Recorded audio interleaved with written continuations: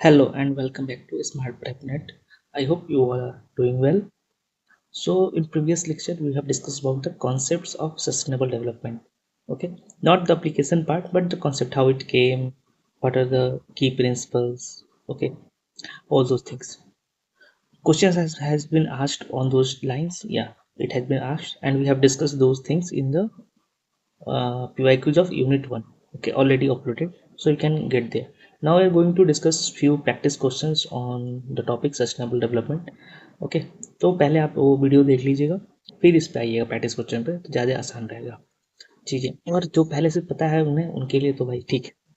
तो let's start and please do like, share, comment and subscribe this channel for such beautifully made, you know, ठीक है। और ये जो क्वेश्चन है सारे यूजीसी के हिसाब से हैं, लाइक कि जो आस्क किए हैं उसी के आधार पर है, ठीक है।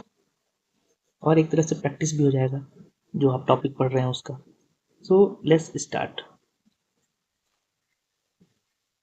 सो पहला क्वेश्चन है, which of the following are major challenges in implementing sustainable development. ठीक है, हमें करेक्ट ऑप्शन सेलेक्ट करना है कि इसमें से कौन से है जो मेजर चैलेंज है, ठीक है, सस्टेनेबल डेवलपमेंट इम्प्लीमेंट करने के लिए। ठीक है, जो जो सही है सारे ऑप्शन हमें क्लिक करना है, ठीक है। तो short term thinking in political and economic system, challenge क्या है? तो short term thinking in political and economic system, हाँ ये तो चैलेंज है ही। शॉर्ट टर्म थिंकिंग करेंगे तो समस्या है ना, मेजर चैलेंज है, क्योंकि उसमें लॉन्ग टर्म के लिए हमें कुछ करना है। फिर है vested interest in unsustainable systems. ठीक है, तो ये भी एक चैलेंज है कि जो पावरफुल इंडस्ट्रीज हैं या फिर ग्रुप्स हैं, वो अनसस्टेनेबल प्रैक्टिसेस से अभी बेनिफिट हैं, उनको मिल रहा है, तो चाहती हैं कि ये सब चेंज को रजिस्ट करते हैं। उसकी बात है institutional fragmentation in policy making, तो ये भी सही बात है कि फ्रेगमेंटेशन जो होता है, ठीक है, पॉलिसी मेकिंग में, कि इंटरडिसिप्लिनरी है, इंटरडिसिप्लिनरी ये चीज़ें हैं ना, जैसे अलग अलग डिपार्टमेंट मिनिस्ट्री को ये एक साथ होता है, ठीक है। बट यहाँ पे अगर ऐसे नहीं होगा तो फिर तो दिक्कत हो जाएगा। उसके बाद है स्केल, हाँ, scale matches between the problems and the governance. ठीक है, तो ये भी बात सही है कि मिसमैच बहुत ज़्यादा है, प्रॉब्लम क्या है और उसके हिसाब से गवर्नेंस क्या नहीं कर रहे हैं, तो ये सब मेजर चैलेंजेज है। उसके आगे क्या है, लैक ऑफ टेक्नोलॉजिकल सोल्यूशन। ठीक है, तो ये मेजर चैलेंज नहीं है। अब ये सब बातें अगर हो जाए तो इस पे भी एग्रीमेंट बन सकता है, इसके बिना भी बहुत ज़्यादा टेक्नोलॉजिकल सोल्यूशन के बिना भी चीज़ें हो सकती हैं। जैसे कि अगर जंगल नहीं काटना, उसमें टेक्नोलॉजी नहीं चाहिए भाई। ठीक है, अगर जंगल नहीं काटने हैं, डिफॉरेस्टेशन नहीं करना, उसके बिना भी हम कुछ कर लें, कोई प्लान्स बना लें, उसके बिना भी चीज़ों को सही कर लें, तो उसमें टेक्नोलॉजिकल सोल्यूशन नहीं चाहिए। तो इसलिए ये कोई मेजर चैलेंज नहीं है। एब्सेंस ऑफ इंटरनेशनल फ्रेमवर्क्स, ये भी मेजर चैलेंज नहीं है भाई, बहुत सारे इंटरनेशनल फ्रेमवर्क एग्जिस्ट करते हैं, बट प्रॉब्लम यहाँ पे है कि उनकी एग्जिस्टेंस से कुछ नहीं होता है अगर वो फॉलो नहीं हो रहे हैं, चीज़ों को सही से नहीं हो रहा है। तो हमारा आंसर क्या हो जाएगा, ए बी सी और डी। चलते हैं नेक्स्ट।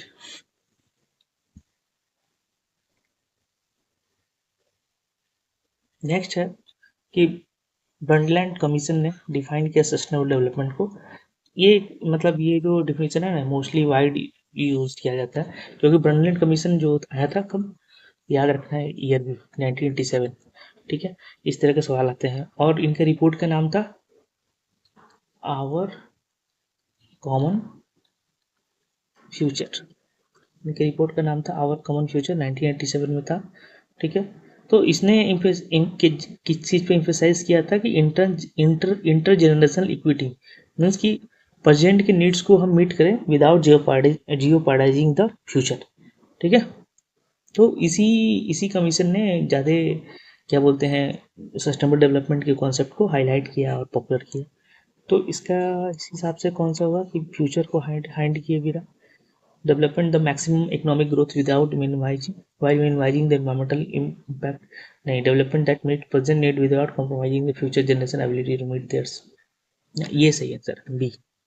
चलते हैं next. Consider the following statement about the 2030 agenda of sustainable development, कि ये सर, और क्या बताना है इसमें से, विच स्टेटमेंट्स आर करेक्ट, ठीक है।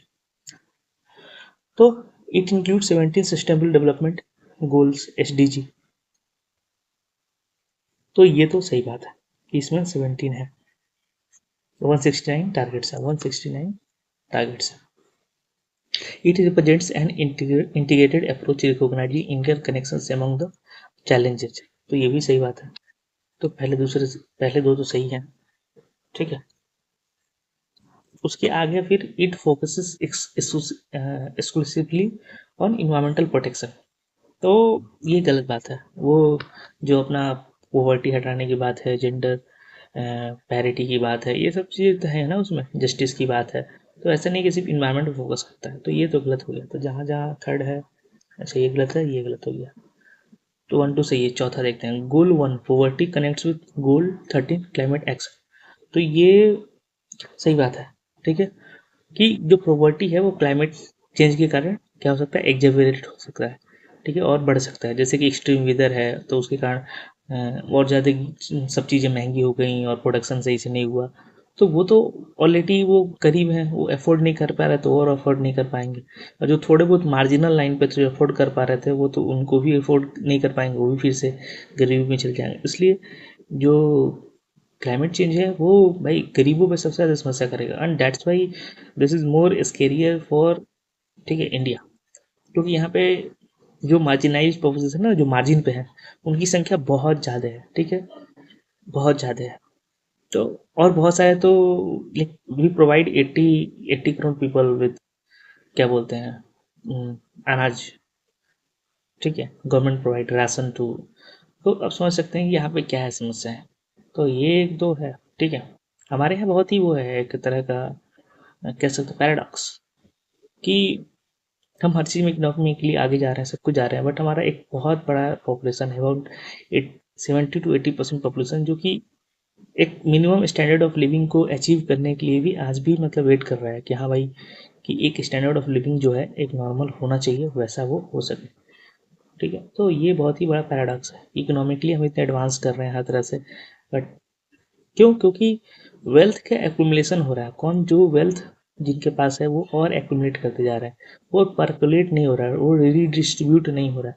ऐसा नहीं कह रहे हैं कि लोग लाइन में खड़ा करके पैसे बांट दो, नहीं। प्रॉब्लम क्या है कि हमें क्या करना है, लोगों की स्किल दें, ठीक है। लोगों को हम इंटीग्रेट नहीं कर पा रहे हैं, कहाँ पे, तो मेन स्ट्रीम, क्या बोलते हैं, इकोनॉमिक एक्टिविटीज़ में। तो उसके लिए क्या करना होगा हमें, ज़्यादा से ज़्यादा चीज़ों को, अब जैसे कि AI आ गया तो और लोगों की जॉब चले गए, जा ही रहे हैं ना बहुत सारे। जैसे एक बहुत बढ़िया जॉब होता था पहले, HR का, ह्यूमन रिसोर्स का। अब वो AI इतना अच्छे से मैनेज कर रहा है कि बहुत सारी कंपनियां HR के जॉब्स के लिए नहीं रख रही हैं, दे आर यूजिंग AI, ठीक है। और वो अपना प्रॉफिट मेकिंग के लिए ये सब एक्शंस लेंगी, ऐसे स्टेप लेंगी कि उनका सारा काम मशीन कर देता है। अगर 10,000 की सब्सक्रिप्शन से, या $10,000, या जो जो भी हो, मान लो 1 लाख, 10 लाख रुपए के एक सब्सक्रिप्शन से वो काम हो जाता है, और उसकी जगह वो 10 लाख के सब्सक्रिप्शन से कोई एक आर्टिफिशियल इंटेलिजेंस वो किसी से लेते हैं, या खुद का अपना क्रिएट कर लेते हैं उसके आधार पे, और उससे वो अगर 1 करोड़ सैलरी जो देना उतने लोग का काम हो सकता था, वाई नॉट, कंपनी जाएंगी भाई। उनका मान ईमान नहीं होता, they only work for profit, and that's the problem, ठीक है। कि हमारी सोसाइटी पहले ऐसी नहीं थी। हमारे सोसाइटी में जो प्रैक्टिशनर थे, जो छोटे मोटे इंडस्ट्रीज होती थी हमारे यहाँ, मतलब पहले वो वैसे नहीं थे, ठीक है। मतलब आज़ादी के बाद भी देखे ना, बहुत सारे इंडस्ट्रीज शुरू हुए जो कि वैसे नहीं थे, बट अभी सीन बदल चुके हैं भाई। अभी तो we have learned this things from America, USA, कि नहीं भाई, अपना चलना चाहिए सिस्टम, बाकी का जो होगा होगा, देखा जाएगा। और इस चक्कर में समस्या क्या, अब इसे लोग बहुत सारे, इसमें ये ना एक डिबेट है कि लोगों को रोजगार दें कि इफिशियंसी अचीव करें। तो इस लाइक कि फाइन बैलेंस तो करना पड़ेगा ना। जैसे US है, वहाँ बहुत ज़रूरत नहीं है फाइन बैलेंस करने का, बट हमारे यहाँ तो ज़रूरत है कि एक बैलेंस अप्रोच होना चाहिए, क्योंकि अभी बहुत यंग पॉपुलेशन है, they are looking for jobs and all those things, and if they are not getting, तो फिर प्रॉब्लम होगा ना। प्रॉब्लम होगा कि they will, like somehow they have to na keep them alive.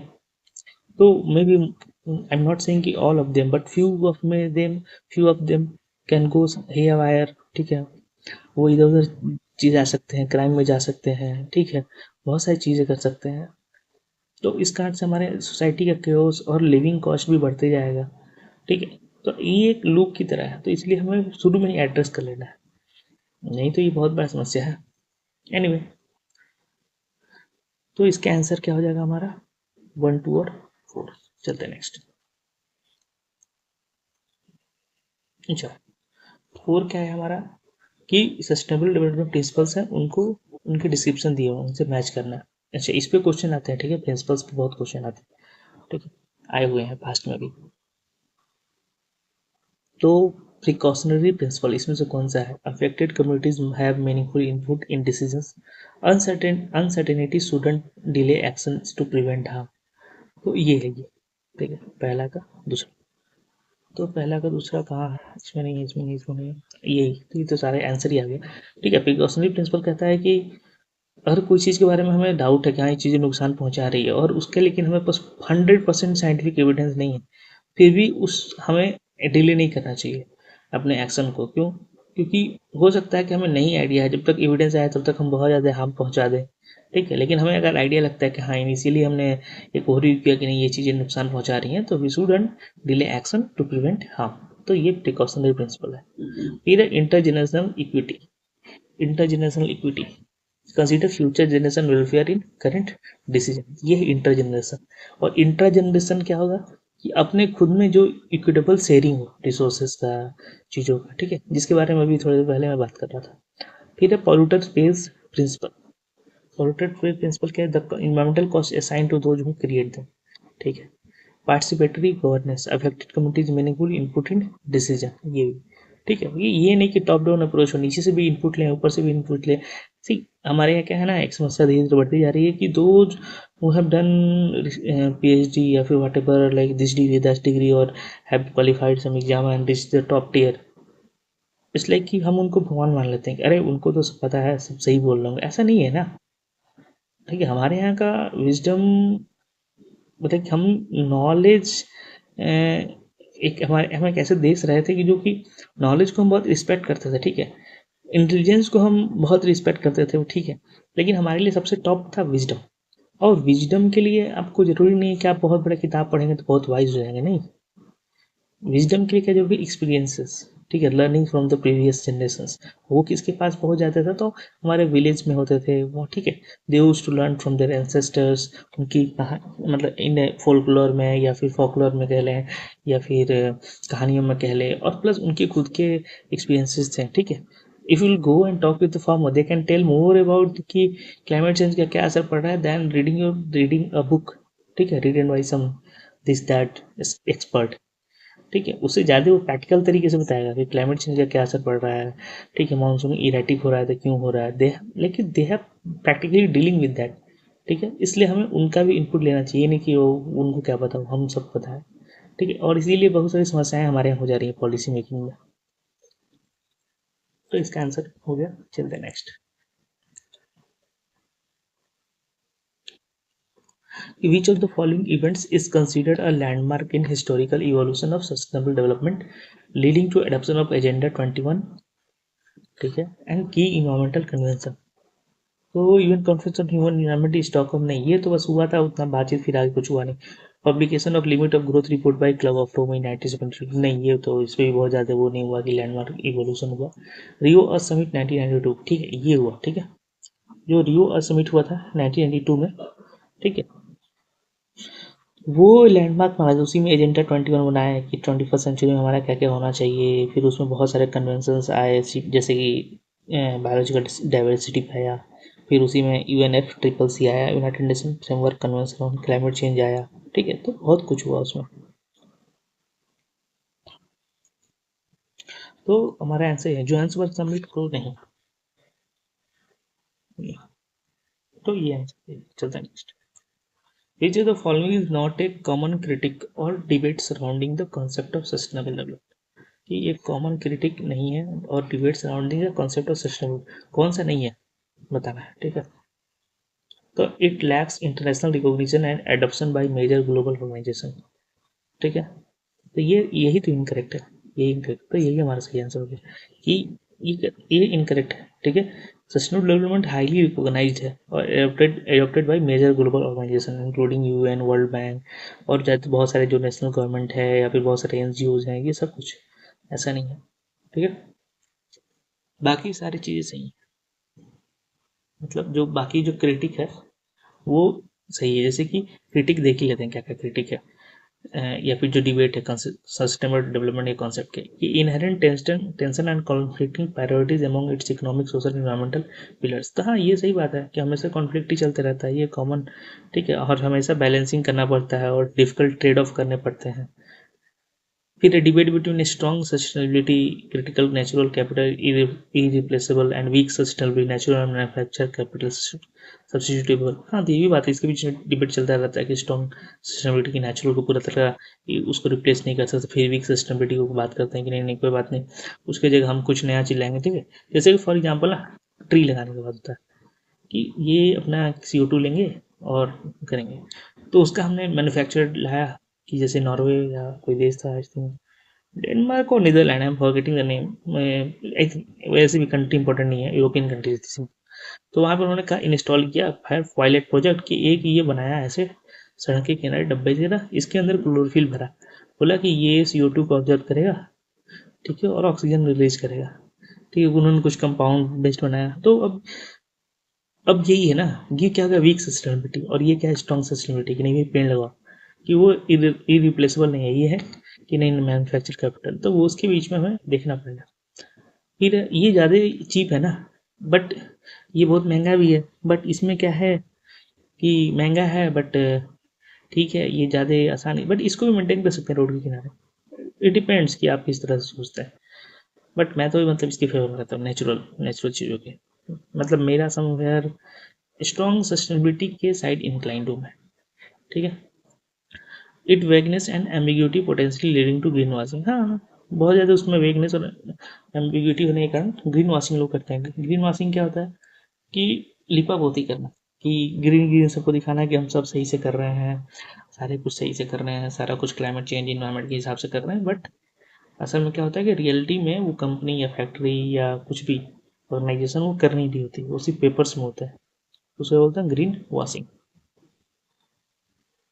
उसके बाद है next, precautionary principle is a key principle of sustainable development. Its application implies that, ठीक है, the polluters are solely responsible for cost of environment cleanup regardless। अच्छा, कौन सा precautionary principle है ना, तो उसका बनाना, the polluters are solely responsible for the cost of environment cleanup regardless of their ability, ठीक है।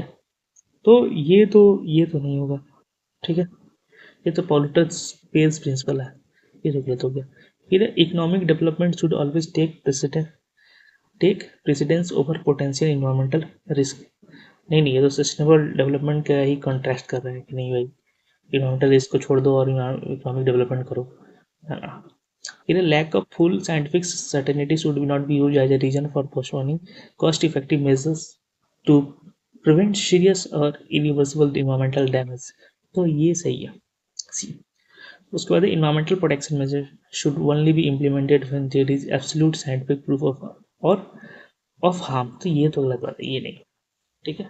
तो प्रिकॉशनरी प्रिंसिपल ये होता है, ये प्रिंसिपल से क्वेश्चन आते हैं, ठीक है। चलते हैं next, the principle of common but differentiated responsibility. कहाँ चला गया, the principle of common but differentiated responsibilities in sustainable development acknowledge that कि only develop country are responsible for global environment protection. नहीं, डेवलप नहीं, किसी डेवलप्ड है नहीं, ये तो गलत बात हो गया। All states have shared responsibility for global environmental protection, but developed countries should bear और a greater burden due to historical contribution and capacities. हाँ, बिल्कुल सही बात है कि जिसके जितना कैपेसिटी है वो उतना रिस्पॉन्सिबिलिटी ले, प्लस जिसने जितना अपने हिस्टोरिकल पॉल्यूट किया है इन्वायरमेंट को, ठीक है, वो क्यों, क्योंकि वो सब पॉल्यूट करके सब समस्याएं क्रिएट करके उतना डेवलप्ड हुए हैं, ठीक है। अब उनके पास वो रिच भी बहुत ज़्यादा हैं, तो उसके हिसाब से कंट्रीब्यूट करें, ये नहीं कि एक युगांडा जैसा कंट्री को बोले कि नहीं भाई तुम्हारा यूएस के इक्वल कंट्रीब्यूशन होना चाहिए। अरे यूएस जितना कंट्रीब्यूट करेगा उतना पूरा देश ही खत्म हो जाएगा, देश ही बिक जाएगा। तो ये शुड नॉट बी देयर, और हिस्टोरिकली उन्होंने कोई इमिशन भी कुछ खास नहीं किया है जितना यूएस ने किया है, तो इसलिए तो ये है common but differentiated responsibilities. All nations have identical responsibility for नहीं. Developing countries should prioritize economic growth over नहीं. ऐसा नहीं.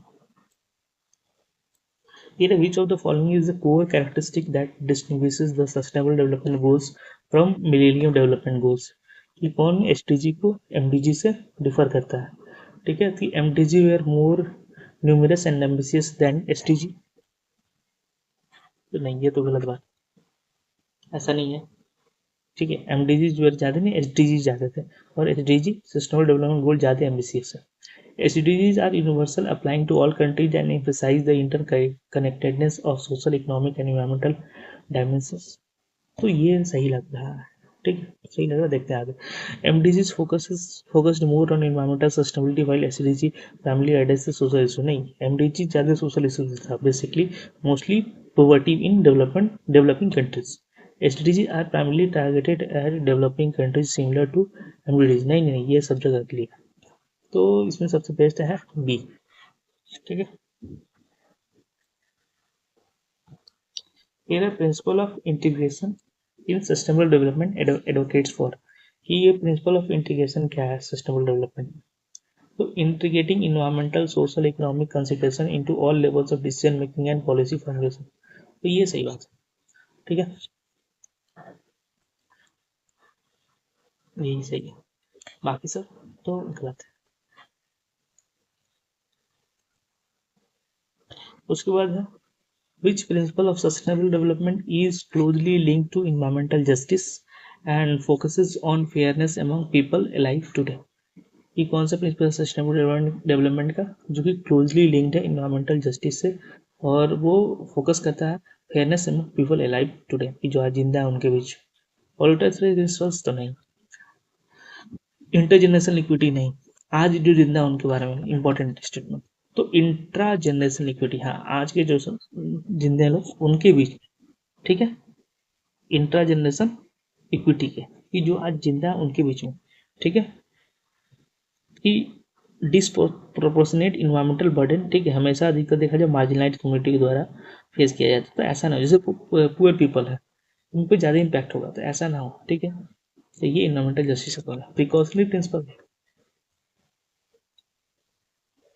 ठीक है, चलते next. Which principle of sustainable development is directly concerned with using natural resources more efficiently? अच्छा, कौन सा प्रिंसिपल है सस्टेनेबल डेवलपमेंट का जो कि कंसर्न है using natural resources more efficiently and minimising waste generation throughout the production and consumption life cycle. Principle of biodiversity conservation ना. ठीक है, principle of resource efficiency and waste minimisation, yes, इसी की तो बात कर रही है. पर principle of intergenerational equity नहीं, तो है कि आगे वाले जनरेशन के लिए भी हम छोड़ दें, ऐसा नहीं कि हम खुद सारा यूज कर जाए resources. Principal of common but differentiated resource, ये भी तो डिस्कस किए थे, तो ये तो हो गई. तो आंसर क्या है, बी. ठीक है, which of the following is the primary focus of millennium development goals MDG 2000 से 2015 में जो MDG था उसका प्राइमरी फोकस क्या था. ये तो promoting sustainable consumption and production pattern in developed Nations. ये तो नहीं था. डेवलप्ड नेशन का तो मोस्टली वो डेवलपिंग के ही हिसाब से था. उसके बाद primarily addressing the poverty and associated challenge in developing countries. ये सही बात है, इसके लिए था. Establishing a global carbon market, नहीं, ये तो अभी रिसेंट का है. Achieving universal peace and justice globally by 2015, नहीं, ये तो SDG का है, सस्टेनेबल डेवलपमेंट गोल. ठीक है, चलते हैं नेक्स्ट. The Johannesburg summit. ठीक है, जो जोहान्सबर्ग में समिट हुआ, ठीक है, वो primarily focus on which aspect of sustainable development. Sustainable development के किस एस्पेक्ट पे फोकस किया, किसने, जोहान्सबर्ग. ठीक है, sustainable development world summit on sustainable development, WSSD मतलब world summit on sustainable development. इसने किस एस्पेक्ट पे फोकस किया. Implementing agenda 21 which on emphasis on poverty's eradication and sustainable consumption and production. देखते हैं आगे. Defining the initial concept of sustainable development ना. Adopting millennium development goals, नहीं, वो तो ऑलरेडी कर चुके थे. Negotiating a legally binding treaty on climate change, नहीं, ये तो SDG में हुआ. तो ये क्या, यही सबसे सही, जो हम एजेंडा 21 1992 में हम लिए थे, तो उसका अच्छे से इम्प्लीमेंटेशन हो. ठीक है, चलते हैं नेक्स्ट।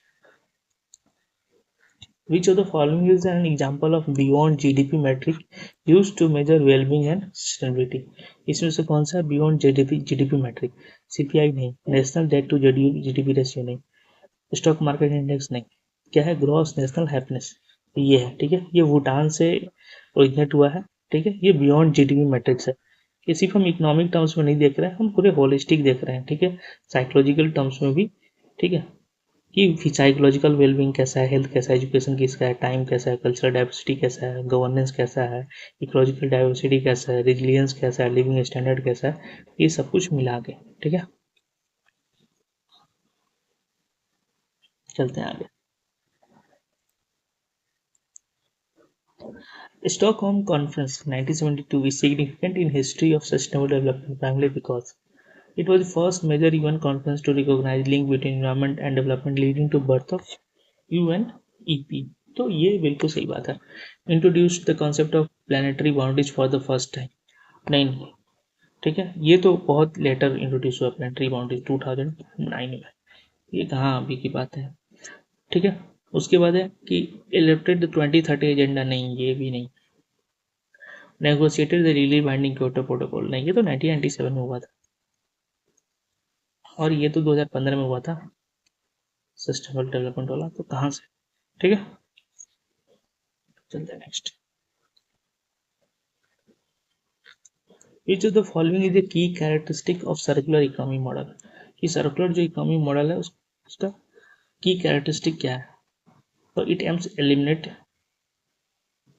ठीक है, circular, it aims to eliminate waste and keep resources in use for as long as possible through strategies like reuse, repair and recycling। तो यही है सर्कुलर, कि हम रिसोर्सेज का अगर हम कुछ बनाए हैं रॉ रिसोर्सेज से, रॉ मटेरियल से, तो उस चीज़ को हम तब तक यूज करते रहें रिपेयर करके या रीयूज करके, तब तक वो एकदम ऐसे स्टेट में ना हो जाए कि जहाँ पे अब उसका कुछ नहीं हो सकता। तो कुछ नहीं हो सकता तो फिर वापस उसको हम क्या कर देंगे, भेज देंगे।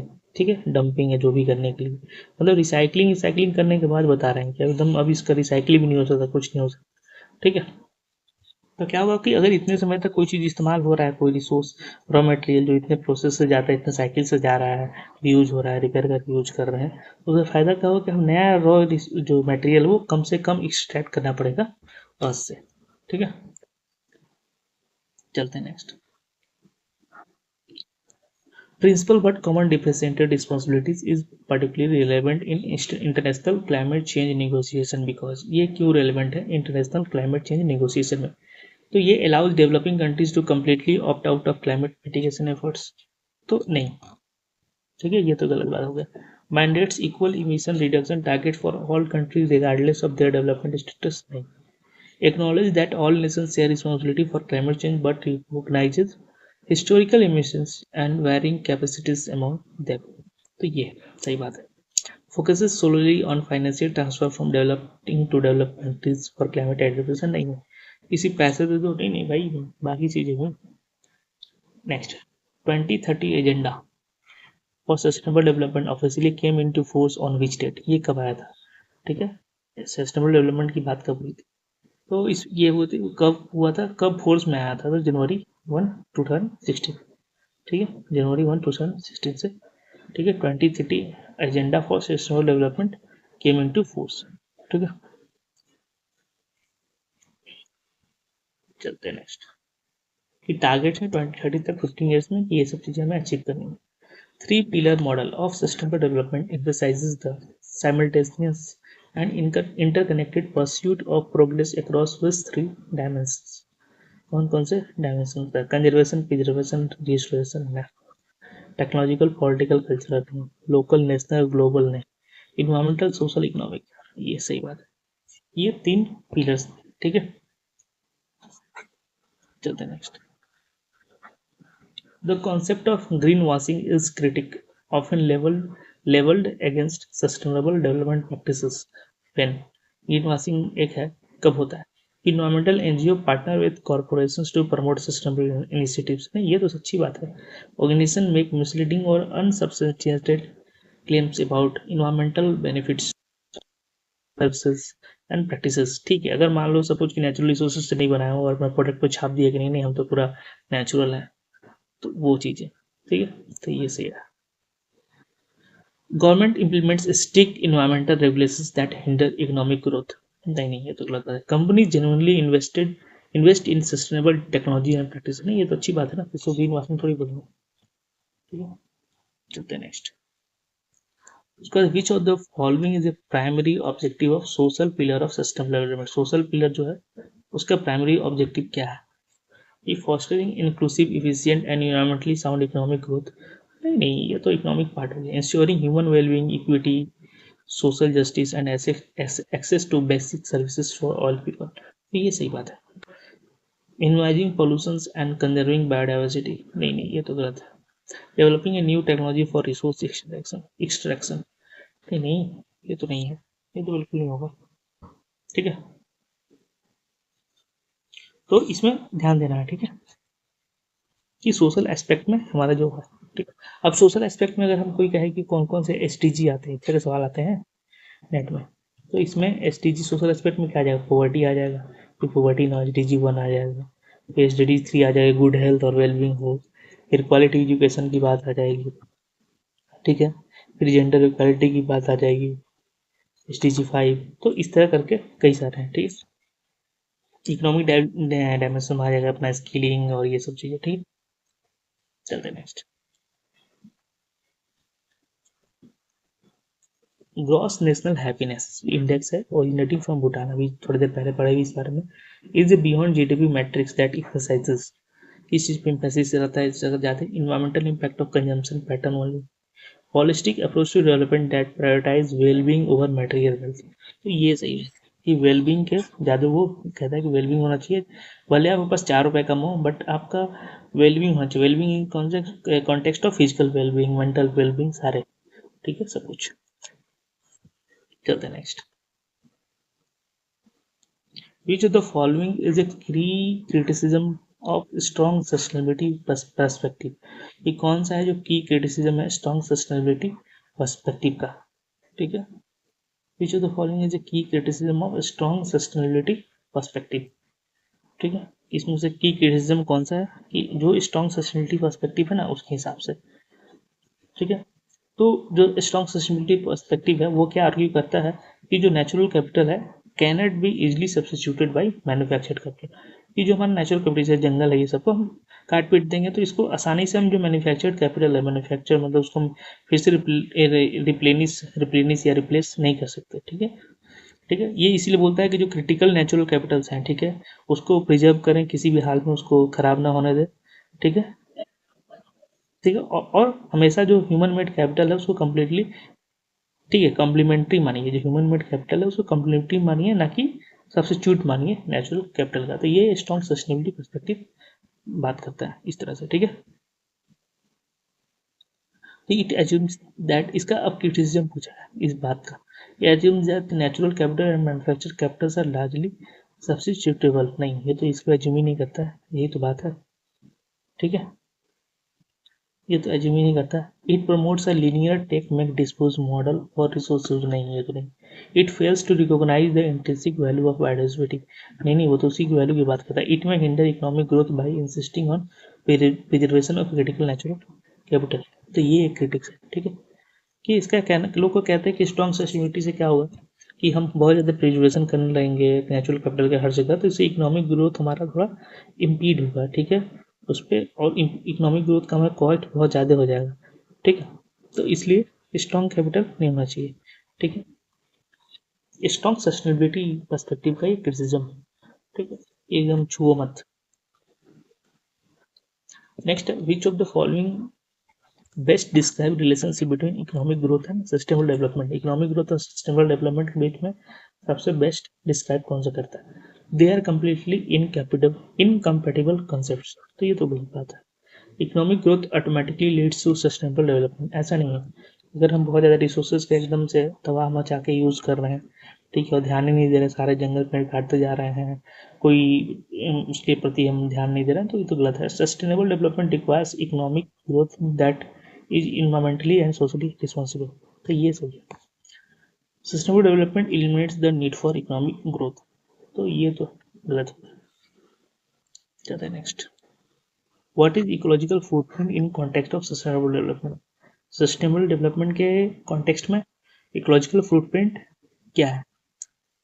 तो ये है physical space occupied by A building. नहीं भाई, ये तो बहुत ही नैरो अप्रोच हो। उसके बाद है the measure of human demand on earth ecosystem, तो ये है।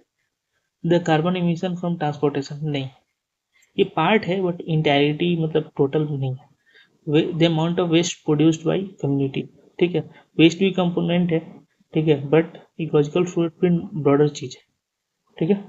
तो वो क्या कहता है कि measure of human demand on earth ecosystem की अमाउंट बायोलॉजिकली, ठीक है, कितना चाहिए हमें हर जगह से ह्यूमन पॉपुलेशन को कंज्यूम करने के लिए, ठीक है। और उसके कंपेरिजन में जो हमारा इन्वायरमेंट है, जो नेचर है, वो कितना वेस्ट को, जो ह्यूमन वेस्ट है उसको अपने अंदर क्या कर सकता है, कंज्यूम कर सकता है, एक्यूमुलेट कर सकता है। तो ये दोनों के बीच का दिखाता है, ठीक है। What does carrying capacity refer in sustainable development? Sustainable development में कैरिंग कैपेसिटी क्या दिखाता है कि maximum weight a structure can support, नहीं, maximum population of an environment can sustain indefinitely, ये, ठीक है। कि इकोलॉजी और सस्टेनेबल डेवलपमेंट कैरिंग कैपेसिटी क्या होता है कि एक मैक्सिमम पॉपुलेशन साइज है ऑफ ए बायोलॉजिकल स्पीसीज जो कि सस्टेन किए जा सकते हैं इंडेफिनेटली, मतलब एकदम मतलब लंबे समय के लिए चलते जा रहे in a given environment given the available resources without degrading the environment और its ability to support future generation. Amount of cargo vehicle can transport, नहीं, फाइनेंशियल कैपेसिटी, ठीक है। चलते हैं next. Which factor is most critical for successful implementation of sustainable development at community level? Community level पे सबसे important क्या है? Advance technology? नहीं, टेक्नोलॉजी से क्या लेना है कम्युनिटी लेवल में, लार्ज फाइनेंशियल इन्वेस्टमेंट की पैसा ही पैसा, नहीं, ये सब जरूरत है बट मोस्ट क्रिटिकल नहीं है, ठीक है। Community participation and local knowledge ये हो सकता है, गवर्नमेंट रेगुलेशन से नहीं, बहुत ज़्यादा रेगुलेशन है, ये सबसे मतलब इन चारों में सबसे अप्रोप्रिएट ये है कि कम्युनिटी पार्टिसिपेशन बहुत ज़्यादा होना चाहिए, उनको समझ में आए, ठीक है। लोकल नॉलेज को हम रिस्पेक्ट करें, उसको भी हम देखें कि हाँ ये जो बता रहे हैं लोकल लोग वो चीज़ें होती हैं कि नहीं होती हैं, ठीक है, लोग को मतलब कॉन्फिडेंस मिले, ठीक है, ज़्यादा से ज़्यादा लोग पार्टिसिपेट करें, इसको बॉटम अप अप्रोच बोलते हैं, ठीक है। ये ज़्यादा इफेक्टिव होता है। टॉप डाउन अप्रोच में समझ से कहना कि हर किसी को लगता है कि मेरे को कोई ऑर्डर देगा, ठीक है, ऊपर से तो मैं नहीं करूँगा, वो ईगो, ह्यूमन ईगो का समस्या आ जाता है, ठीक है। अच्छा, नेक्स्ट नेक्स्ट ठीक। The concept of natural capital in sustainable development refers to, यहाँ तो आंसर दिया ही हुआ है कि the world stock of natural resources that provide ecosystem services, इसको नेचुरल कैपिटल बोलते हैं, ठीक है। जैसे जिसमें जीरोलॉजी है, सॉइल है, एयर है, वाटर है, ये सब कुछ इसमें आ जाएगा, ठीक है। Next, which statement best describe the relationship between poverty and environmental degradation? कौन सा स्टेटमेंट है बेस्ट डिस्क्राइब करता है कि poverty और environmental degradation? poverty always causes environmental degradation, ठीक है। तो ये तो ऐसा नहीं है, environmental degradation always causes poverty, ऐसा भी नहीं है। poverty and environmental degradation can reinforce each other in a vicious cycle, यहाँ इसके बारे में अभी डिस्कस कर चुके हैं पहले इसी लेक्चर में। poverty and environmental degradation are unrelated, ऐसा नहीं, वो रिलेटेड है, ठीक है।